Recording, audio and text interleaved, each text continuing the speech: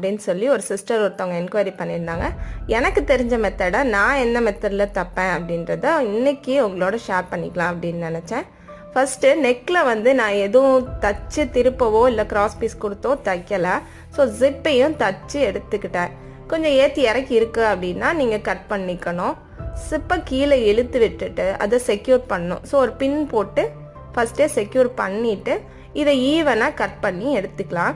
Cut பண்ணி எடுத்துட்டு நம்ம ப்ளவுஸுக்கெலாம் வெட்டுவோம்ல கிராஸ் பீஸு, அந்த மாதிரி கிராஸாக பீஸ் கட் பண்ணி ஸ்டிச் பண்ணி அந்த ஜிப்போட ரா எஜையும் சேர்த்து உள்ள கூடியே க்ளோஸ் பண்ணி ஸ்டிச் பண்ணி கம்ப்ளீட் பண்ணிடணும்.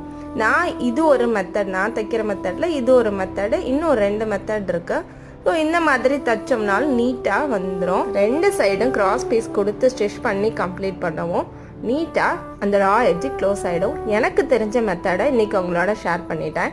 தேங்க்யூ ஃபார் வாட்சிங்.